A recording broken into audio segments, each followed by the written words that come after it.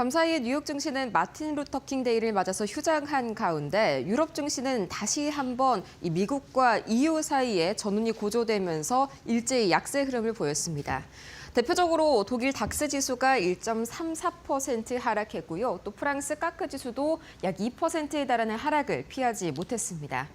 또 이어서 이 유로스톡 범유럽 지수라고 할 수 있죠. 전반적으로 1.7%가량 하락하면서 밤사이에 있었던 이 트럼프 대통령의 강력한 발언들을 그대로 소화해내는 모습을 보였는데요. 그렇다면 과연 밤사이에 어떤 이슈들이 이런 장세를 만들었는지 뉴욕 증시와도 굉장히 밀접한 연관이 있습니다. 자, 가장 먼저 이 지정학적인 이야기를 하기 잠시 전에요. 현지 시각으로 19일 가장 전 세계에 이목이 쏠려 있는 행사이죠. 다보스 포럼, 세계 경제 포럼이 드디어 개막했는데요. 이번에는 과연 AI가 이 금융 관련 전반적인 경제성이 얼마나 되는지에 대해서 직접적으로 확인할 수 있는 자리가 됐고요. 또 이어서 지정학적인 위기가 한껏 고조된 가운데에서 이런 이야기들이 현재 준비가 되어 있습니다. 뒷판을 통해서 조금 더 자세하게 보시죠. 우선 이 다보스 포럼이란 이 스위스 다보스라는 지역에서 열립니다. 이 때문에 이 원래 이름은 세계 경제 포럼이지만 우리에게는 다보스 포럼이라는 약간 애칭 아닌 애칭으로 조금 더 익숙하게 이름이 붙어 있는 그런 행사이죠. 이 스위스 다보스에서 닷새간 열리는 행사인데 말 그대로 각국의 정상들과 또 기업 총수들이 한데 모여서 경제와 정치 이슈를 동시에 논하는 자리입니다.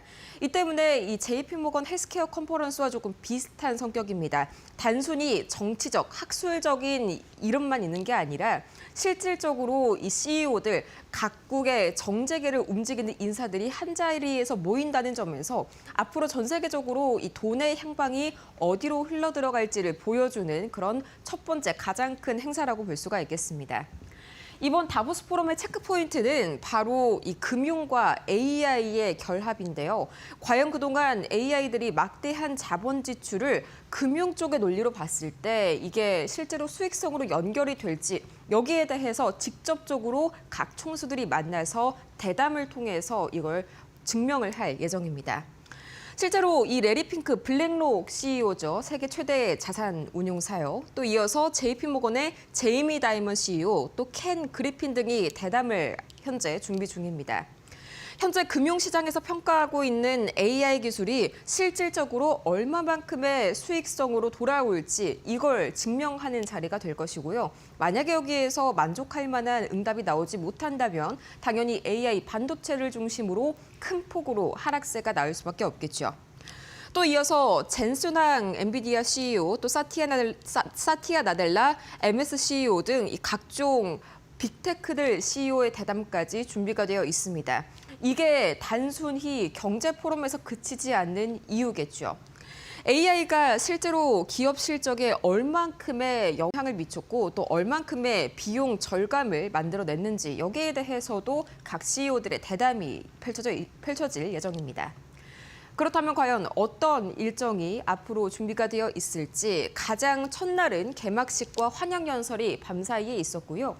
실제적으로 이 밤사이에 대표적인 그런 이슈들이 큼직큼직한 것은 나오지 않았습니다. 중요한 건 오늘 밤부터죠.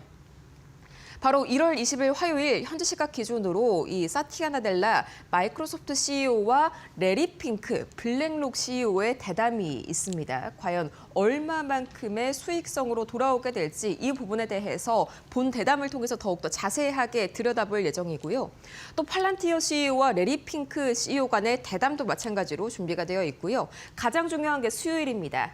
트럼프 미국 대통령의 연설이 준비가 되어 있는데 여기에서 과연 이 유럽 관련 발언을 어떻게 내뱉느냐에 따라서 이 지정학적 위기가 소강 국면으로 갈지 아니면 조금 더 심화가 될지 이게 미증시를 가를 다음 판도이고요.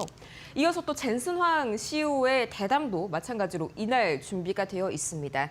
마지막으로 목요일과 금요일에는 각각 이 AI와 인류에 대한 조금 더 포괄적인 대담에 이어서 경제 전망 발표까지 이번 주 내내 지켜보셔야 하는 이슈입니다. 그렇다면 다시 종전의 이슈로 넘어가 보도록 할 텐데 사실 지금 시장에서 가장 크게 톱어보고 있는 이슈가 바로 지정학적인 이슈죠. 밤사이에 또 금 가격이요. 2% 가까이 상승하면서 온스당 4,700달러 선에 육박했고요. 은 가격은 6% 이상 껑충 뛰어오르게 되면서 벌써 온스당 94달러 선을 돌파했습니다. 밤사이에 이 트럼프 대통령에게 그린란드와 관련해서 이 무력을 사용할 가능성이 있느냐라는 그것에 대한 질문에 트럼프 대통령이 노코멘트다 대답을 보류하겠다라고 응답하면서 동맹국인 덴마크에 대해서 미국이 무력을 실질적으로 사용할 수 있다는 그런 발언을 내놨습니다. 이 때문에 다시 한번 금과 은 가격은 안전자산에 대한 선호 심리가 올라가게 되면서 신고가를 경신했고요. 유럽 8개국 그린란드 병합에 반대하고 있는 이 유럽 국가들은 미국채를 거세게 매도하면서 여기에 대응할 수 있다는 밤사이 보도도 나왔습니다. 당연히 미 국채 금리가 매도세가 거세지게 되면 미 국채 금리는 상승하게 되고 전반적으로 뉴욕 증시의 하락, 이어서 우리 증시의 하락까지 차례대로 이어질 수 있는 불안한 국면인 겁니다. 또 이어서 다카이치 총재가 어제였죠. 우리 시각으로 어제 저녁에 이어진 보도였습니다.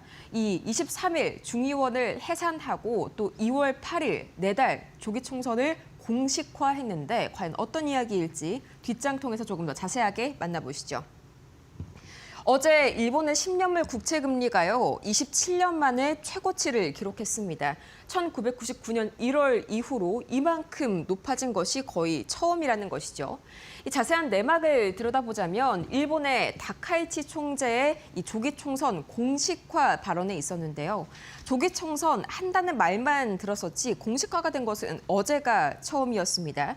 쉽게 이야기를 하자면 일본에서의 조기 총선은요, 우리와는 달리 이런 정치적인 리스크가 있다기보다는 오히려 정치적으로 상당한 지지를 받고 있을 때 총리들의 정치 카드로 많이 사용이 됩니다.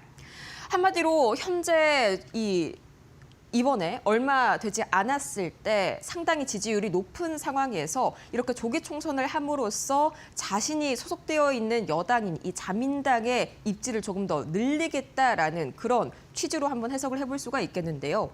문제는 이제 사나이노믹스가 본격적으로 시작이 된다면 적극적인 재정 확장 정책이 본격적으로 도입이 될 것이라는 것입니다.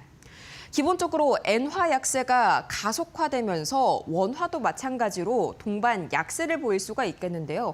그렇다면 우리는 원화가 약세를 보이지 않기 위해서 각종 방어 정책을 펼치면 안 되냐 이렇게 생각하시는 분들도 계실 겁니다. 그런데 만약에 여기에서 원화를 잡기 위해서 원화가 엔화 대비해서 강세를 보이게 된다면 수액 섹터와 피해 섹터가 명확하게 갈리게 됩니다. 수액 섹터는 당연히 여행과 항공주겠죠. 일본으로의 이 엔저 현상 때문에 일본행 항공편과 이 여행들이 늘게 되면서 당연히 이 섹터는 수혜를 보게 되겠지만 피해 섹터가 문제입니다. 자동차와 조선 철강, 일본과 상당히 경합도가 높은 수출주의 경우에는 가격 경쟁력이 떨어지게 되면서 당연히 약세로 갈 수밖에 없는 국면입니다. 우리로서는 원화를 그대로 약세가 되게 둘지 아니면은 강세를 좀 더 띄게 둘지 이 사이가 이럴 수도 저럴 수도 없는 그런 진퇴양난의 국면이라는 것이죠. 뿐만 아니라 일본 측에서 재정 지출을 확대하게 된다면 당연히 일본의 재정 적자 우려가 커지게 되겠죠. 이 때문에 종전에 이 그래프에서 보시게 된 것처럼 일본 국채 금리가 상승하게 되는데 이 때문에 글로벌 돈줄이 조여질 가능성이 상당히 큽니다. 일본의 국채 금리가 올라가게 된다면 당연히 엔캐리 트레이드, 이 일본의 낮은 금리를 이용해서 전 세계에 투자됐던 돈들이 회수될 수밖에 없고 이게 다시 한번 지난 8월에 블랙 먼데이처럼 엔캐리 트레이드발 청산, 급락을 야기할 수가 있다는 것이죠. 이 때문에 다시 한번 오늘 뉴욕 증시는 쉬어갔지만 글로벌적으로 이런 경계감은 상당히 고조가 된 경제 상황입니다. 그렇다면 과연 이 각각의 특징주들은 밤사이에 어떤 뉴스를 가지고 왔을지 정보경 앵커와 함께 살펴보시죠. 네, 미국 증시가 간밤 휴장한 가운데 M7 종목들 꼭 짚어보셔야 할 이슈 어떤 게 있는지 하나씩 살펴보도록 하겠습니다. 오늘 처음 만나보실 종목은 바로 테슬라입니다. 네, 테슬라는 아크 인베스트의 캐시 우드가 이 테슬라를 더 이상 단순한 자동차 회사가 아니라 로보택시와 완전 자율주행, 인공지능 중심 기업으로 전환하고 있다고 강조했는데요. 여기에 캐나다가 중국산 전기차에 대한 100% 관세를 철폐하기로 하면서 이 테슬라가 중국 생산 차량을 앞세워 캐나다 시장에 진출하는 초기 수혜자가 될 수 있다는 기대감이 제기된 상황입니다. 다음으로 만나보실 종목, 애플입니다. 시티그룹, 뱅크 오브 아메리카, JP모건 리서치 등 주요 금융기관이 아이폰 18 시리즈의 출고가가 전작 대비 대폭 인상될 거라는 전망을 내놨습니다. 특히 이번 가격 인상은 단순한 부품값 상승을 넘어서 정책적 변수까지 더해진 복합 위기의 결과라는 분석인데요.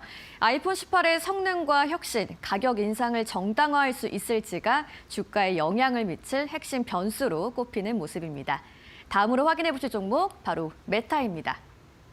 지난 1월 13일 메타버스 사업을 담당하는 리얼리티 랩스 부문에서 1,000명 이상의 감원 발표가 나왔죠. 전략 불확실성에 대한 부담이 이어지고 있는데요. 해당 부문은 2021년 이후 누적 손실이 700억 달러를 넘어선 것으로 알려지면서 투자 우려를 키우기도 했습니다. 하지만 VR 스튜디오 폐쇄 등 부정적인 이슈 이미 주가에 상당 부분 반영됐다는 평가도 나옵니다. 일부 애널리스트들은 단기 역풍에도 불구하고 메타의 본업 수익성을 근거로 저평가된 강력 매수 구간이다라는 의견을 내놨습니다. 다음 종목들도 살펴보도록 하시죠. 이번에 만나보실 종목, 마이크로소프트입니다. 트럼프 대통령의 유럽 대상 신규 관세 발표로 시장 전반에 부담이 이어지고 있습니다. 하지만 마이크로소프트 상대적으로 견조한 흐름을 보이고 있는데요. 윈도우 파일 탐색기까지 확장된 코파일럿 기능 등 인공지능 서비스 통합이 본격화되고 있고 기술주 실적 전망 상향 기대도 투자 심리를 뒷받침하는 모습입니다. 다음으로 구글 확인해 보겠습니다. 뱅크 오브 아메리카가 구글의 목표 주가를 335달러에서 370달러로 상향했습니다. 애플과의 다년간 파트너십을 통해서 애플 파운데이션 모델에 구글의 제미나이 AI와 클라우드 서비스가 활용될 예정이다. 이 지점이 바로 긍정적으로 평가가 된 건데요. 여기에 구글 클라우드의 순이익이 2025년 124억 달러에서 2026년 200억 달러까지 늘어날 수 있다는 전망도 AI 성장 기대를 뒷받침했습니다. 오늘 마지막으로 만나보실 종목은 아마존입니다. 기술주 전반의 투자 심리는 양호합니다. 그런데 방금 전해드린 구글 클라우드의 순이익 2026년 200억 달러에 이를 수 있다라는 이 전망이 나오면서 클라우드 산업 전반의 성장성도 부각되고 있죠. 시장 점유율 29%를 보유한 아마존 웹 서비스는 구글 클라우드의 13%를 웃도는 규모를 바탕으로 기업들의 클라우드 인프라와 AI 워크로드 채택 확대 흐름을 이어가고 있습니다.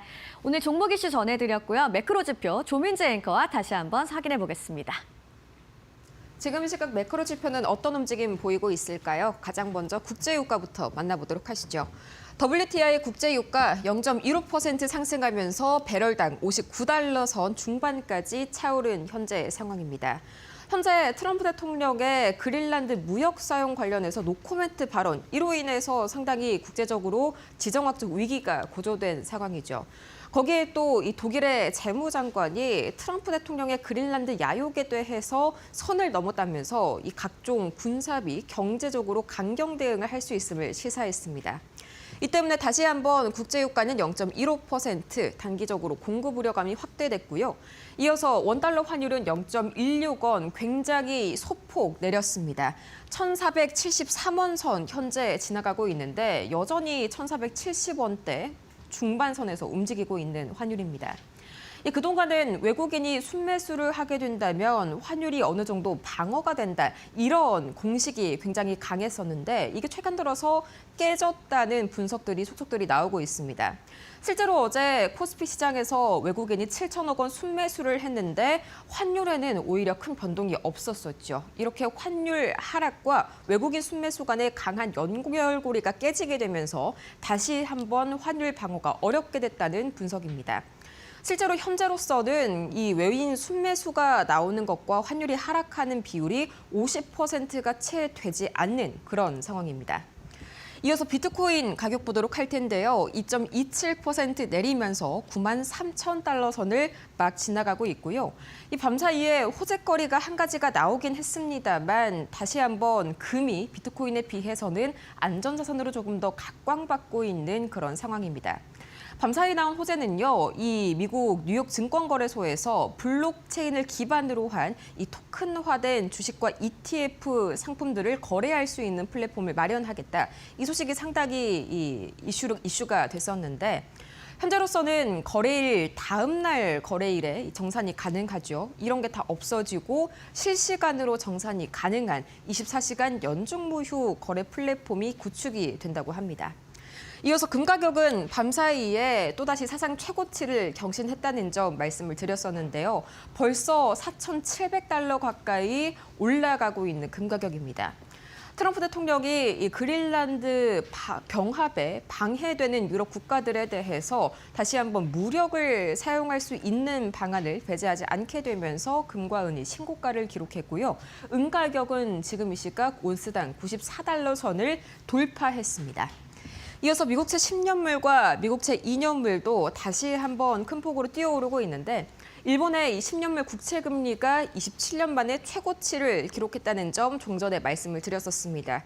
이 다카이치 사나이 총리가 이달 들어서 중의원을 해산하고 내달 조기 총선을 실시하면서 일본의 이 재정 확대 정책에 대한 우려감이 커졌기 때문이겠죠.